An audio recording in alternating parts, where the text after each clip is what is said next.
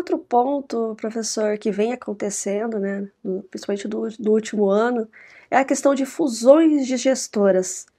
Como que o professor tem visto isso? É um assunto que, de alguma forma, traz alguma polêmica, porque alguns investidores se sentem, eu diria, quase que invadidos ali, né, das suas escolhas, mas eu queria aqui provocar uma reflexão no sentido de que essa questão de fusões e de consolidação de mercado, ela não é algo atinente assim, ao mercado de FIIs. Isso acontece em todos os mercados, no Brasil e no mundo. Tanto que algumas instituições, elas se especializaram ou têm seus departamentos de M&A, né, de Merger and Acquisitions, que são fusões e aquisições. Então, essa história acontece em todos os setores. Se você olhar a indústria farmacêutica, aconteceu esse processo lá também. A indústria educacional, né, escolas, faculdades, foi um mercado que também passou por consolidação. Todos os mercados, né, de tecnologia, todos os mercados, né. Então, você vê redes sociais. Então, você tem alguns grandes players que vão adquirindo outras participações, tudo, automobilístico, todos os mercados, todas as indústrias passam por processos de fusões e aquisições, né? E com isso, essa consolidação. O mercado americano de REITs aconteceu exatamente isso, e aliás, até hoje acontece, claro que em menor proporção, mas também acontece. Então, a minha sugestão como que o investidor pode se proteger disso, é buscar ficar mais próximo daqueles fundos que, na nossa visão, tem um viés mais de consolidador e não de consolidado, ou seja, você se coloca numa posição não de ser o alvo, mas você ser a fonte de consolidação, essa é a primeira sugestão. E a segunda sugestão é que, assim, pode falar o que quiser, mas, assim, nós temos hoje mais de 100 gestores de fundos imobiliários. Então, se depois dessa consolidação continuar tendo, sei lá, 70, entendeu?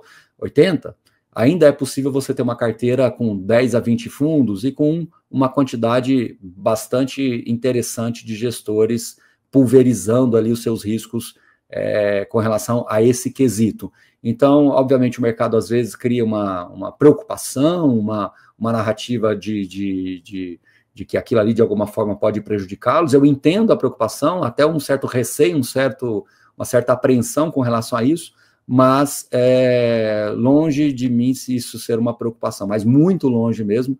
Eu acho que a gente vai ver cada vez mais gestoras e fundos maiores.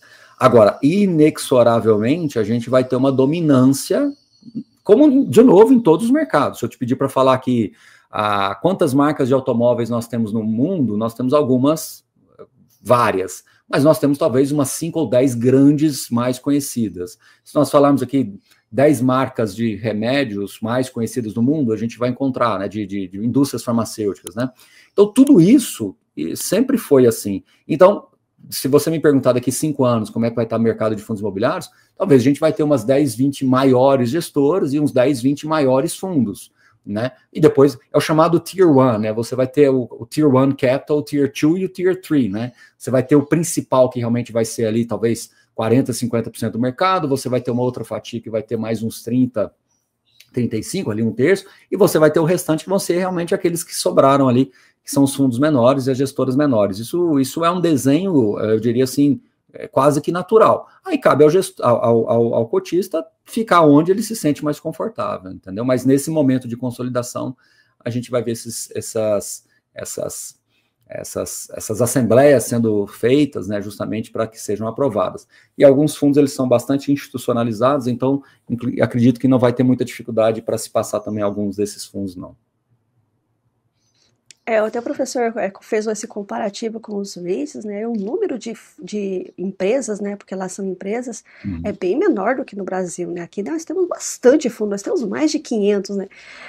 Ao longo do tempo, é natural que vá se consolidando, alguns vão, né, se fundindo, enfim, e que isso aconteça até para uma redução, né, do mercado e que realmente consiga alguns, né, expandir mais, e como o professor falou, vão ter aqueles gigantes, aqueles médios e aqueles ali pequenos, entre pequeno e intermediário, né, no Não vamos longe, mercado. é só você olhar, não vamos longe, é só você olhar para o mercado bancário no Brasil. Nós temos Também. vários bancos, mas nós temos talvez 5 grandes bancos que consolidaram o mercado alguns anos atrás, foram fazendo aquisições. Então, assim, resistir a isso, na minha visão, é algo que, assim, respeitamos, mas não vai ter como segurar esse movimento que é natural em todas as indústrias alimentícias, todas elas passam por processos de consolidação. Volto a repetir, os setores de merger and acquisitions, né, de M&A, no mundo é conhecido justamente para tratar disso. Você consolida vários mercados. No Brasil, por exemplo, teve uma época que teve uma consolidação muito grande educacional. Vários grupos educacionais foram adquirindo escolas menores, tudo isso foi gerando escala, eficiência e escala. Então, quando você faz esse processo, o investidor pode se sentir, vamos falar assim, agredido de alguma maneira, invadido de alguma maneira, porque às vezes ele se coloca numa posição do menor, né? Então, imagine que você é uma escola de bairro e vem uma escola maior e incorpora ali, né? A minha sugestão é, talvez, você procurar ficar numa posição do consolidador, né? Você inverter a lógica, para você não ficar se sentindo, talvez, nessa condição. Mas se o seu objetivo for ficar na posição menor, aí é melhor você montar uma carteira com muitos fundos menores, porque alguns realmente vão continuar, mas outros serão consolidados, e aí você talvez não vai ser tão impactado. Agora, é importante lembrar que no mercado de fundos imobiliários, e a gente que acompanha muito de perto aqui no dia a dia, é um negócio de escala, tá? Então, assim, um fundo muito pequeno, ele não vai acessar os melhores negócios. Baroni, mas um fundo pequeno, às vezes, ele consegue um CRI que tem uma taxa menor. Sim, mas é um negócio muito, muito artesanal, não é um negócio de escala. Então, se a sua preferência for esta, né, tudo bem, não tem problema nenhum, né? É o famoso restaurante do bairro ali, né? O restaurante com a comida caseira, e você comparar com uma grande franquia de restaurantes espalhados pelo Brasil, pelo mundo, que seja. É o mesmo caso, então você vai ter o espaço para o restaurante da comida caseira, mas o negócio de escala acontece mais aonde? Nas grandes franquias. É mais ou menos isso, para não dizer a mesma coisa, tá? É só adaptando aqui ao nosso mercado de fundos imobiliários.